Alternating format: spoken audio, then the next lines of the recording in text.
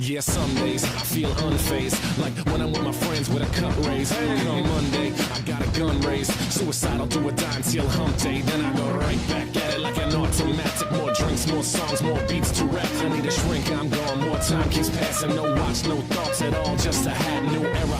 Rep my P's and those O's, need the Phillies with the orange and black to feel home. From Citizens Bank back to Camden Yards, it's a tale of two cities, and trust we go hard. Trust we go hard, yes we go hard. You said we go hard, I said we go hard. Rocking my Bob Cousy, stocking up on the loose. The lyrics come easy, but the life is a doozy. And yes, I'm choosy, and no, I won't settle, but I still take pop off over that kettle, cause I'm talking bigger picture. And yes, I'm gonna hit you with the... Yo, what's up, residents of Mysta Clan? It's your boy Zoku here back with part 3 of What If Deku was Spider-Man. So last part we left off, we covered the tests as I gave them and the hero versus villain test. And this we're going to be covering some of the events of them picking a class president and the USJ. But without any further ado, let's get into it. So, we start off with a small signing skill. Obviously, Midoriya and Uraraka on their team winning against Bakugo with Ida, and Pastor Gratasa managed to capture them. And Bakugo and him still had the same heartfelt speech as they did in Kaden. So we leave off with them sitting in class and Isaiah getting some mission that they're going to have to pick a class rep and a class president now, which they all pointed in their votes. Well, of course, Bakugo voted himself, and Midoriya didn't really vote for himself either. But everyone, for some reason, they seem to mirror source Midoriya, and a lot of people voted for him, causing Midoriya to unintentionally become a class rep, while Momo becomes class president. And Midoriya, he doesn't really want the job. It kind of just happened, and he doesn't know what to do about it anymore. And now he's confused of how he can fix this. But their lunch bell ring, and they start going off to lunch as they are sitting at a table eating, and they start asking each other why they want to be heroes. While Uraraka explains that she wants to become a hero to help her family, since they always overwork themselves, and she wanted to make enough money so they wouldn't have to overwork themselves to support her anymore. She wants to be the one taking care of them. As Midoriya and Ida looks at her, and they're like, whoa. Well, Ida explains that he comes from a family of heroes, so it's kind of expected of him to become a hero. And he explains his family name is Ingenium. Your family name is Ingenium? That means Ida is filthy, sinking rich. And they're like, bro, oh yeah, I never really realized that until now. It can't be that much. As Midoriya and Uraraka looked at him in pure shock and like, bruh, this man's just begging. He's so him. He doesn't even care about his money like that. As the bell rings and they begin to walk out to class, and suddenly the alarm goes off, and a bunch of people start entering a building out of nowhere. And they're like, bruh. And as soon as they start freaking out, they start thinking it's a villain attack.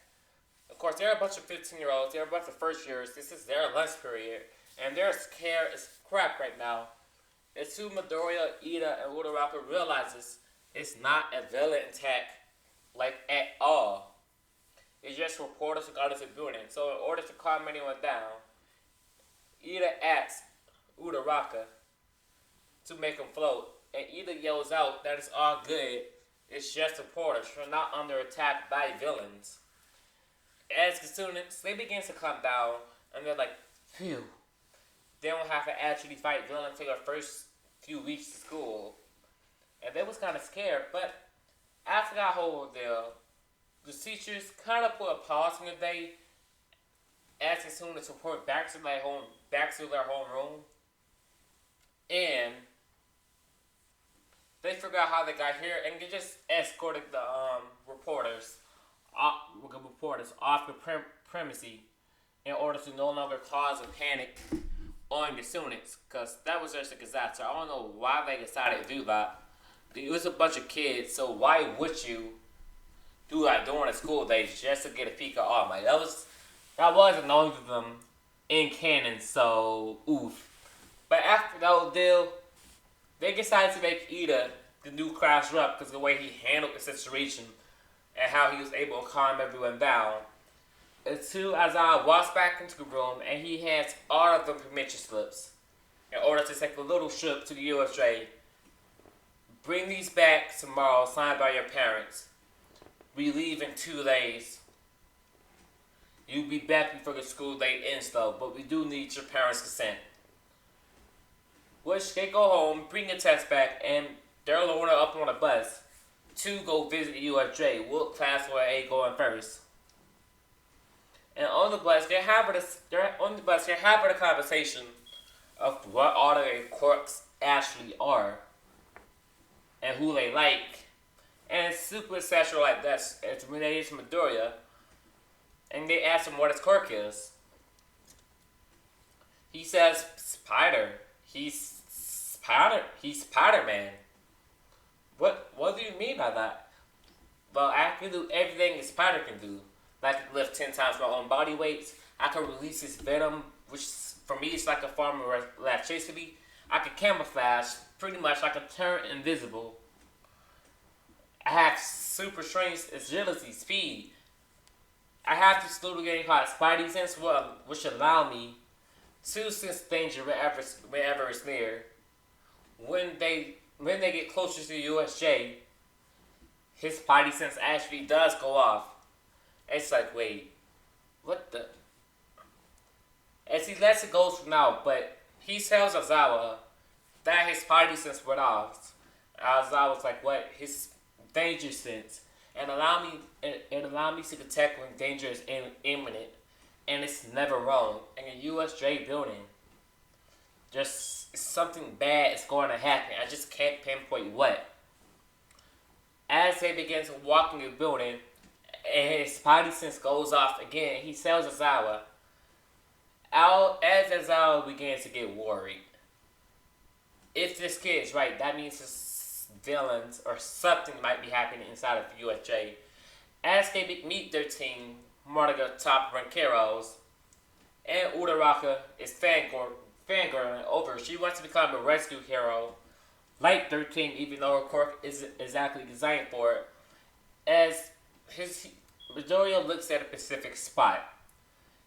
It's right there, but right as that happens, a portal begins to open up, and Aizawa's like, crap, as he just jumps towards it.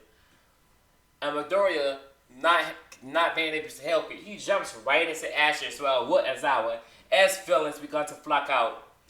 But Midoriya, acting quickly, he uses his webs, tying up almost every villain that starts walking out the corner, and he throws them up in the air, knocking them out. Kind of copying some of Aizawa movements, and Aizawa notices this. He's like, impressive kid. Let's see what else you got. As bigger villains and more powerful threats begin to walk through, including this huge hulking beast. Midoriya, I got that one. Now, I'm going to need you to do something very important for me. Go check on the others. Check if they're okay. I can handle this here. Are you sure, Sensei Aizawa Sensei? Yes, I'll be fine. You can trust me. As Midoriya's like, alright, as he lets off a huge electricity blast, knocking out a bunch of villains. As he jumps towards the tunics, as he sees 13 fighting against a purple man, Koroguri, as a portal opens up right behind him, as he kind of just falls in water. But his danger sense goes out, so he tries swimming away as fast as he can, while eventually Floppy Tongue grabs him, putting him on the boat. Then they see Banana and they grab him also, and you're like, wait, bro, what the? And Midoriya asks, why would they send someone with a water-based quirk to the middle of a lake area where a quirk is strongest? This is weird. Unless they don't know what our quirks are in the first place, they just have to wing it? Oh, that is not smart, like, at all. As Midoriya, he lets off a Venom Blast, and it completely electrocutes every villain that's in the water. As he shrinks up, and he grabs on to Mineta and Froppy, and they shrink to see where Aizawa is, where they see him being beat up by Nomu. And Midoriya's like, heck nah, not my teacher. As he jumps towards Nomu, punching a hole, slaying through it, not holding anything back. That's how injured he is. As he removes his fist, blood sharp rushing out of the Nomu, but it just regenerates. And he's like, what? As Shigaraki's fist held, you may be strong, kid, but that creature was made to kill All Might. It was, huh? Let's see how strong it can fare against me. As Midoriya powers up one for all full cow, he's like, let's do this. As he punches Nomu again, sending it flying backwards. And half of his body is going this time, and Shigaraki Sharp begins crashing himself. He's like, how? That's impossible. My Nomu is supposed to be the ultimate creation. The ultimate warrior is supposed to be strong enough to kill All Might. Well, I'm All Might's successor, so ha. Yo, what is this guy? Why does he have hands on his face? Yo, audiences watching this video, comment down below.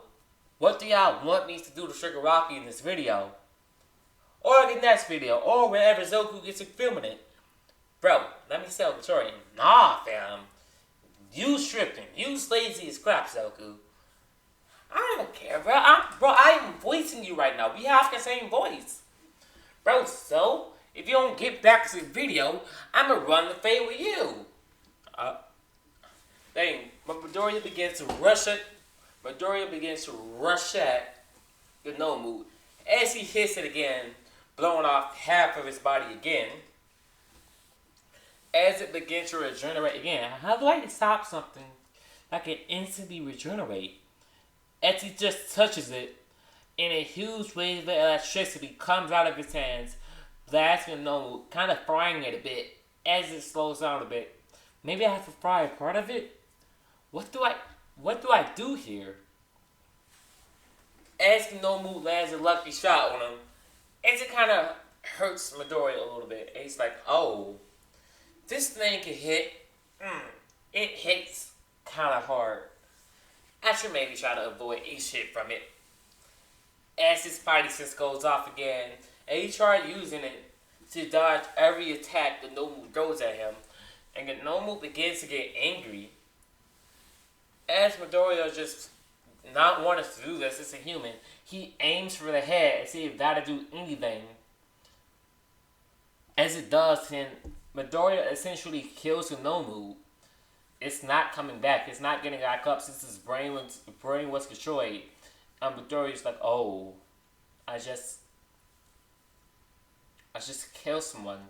As All Might begins bursting through the door, saying everything is fine because I am here. As he sees Midoriya kind of shaking his hands a bit, kind of shook about what he just done, and the Nomu laying across on the ground with his head blew off, which with Eraserhead injured and villains attacking everywhere. So All Might does the only thing he can do. He goes and he attacks the rest of the villains, taking them all out, making sure the rest as soon as it's safe. But Hero 13, Black Hole, and Eraserhead get loaded up to ambulances, and he checks on the rest of the unit. Luckily for them, not a lot as soon as it's injured. But that's where I'm going to end this part off right here today. Hope you all enjoyed. Peace out.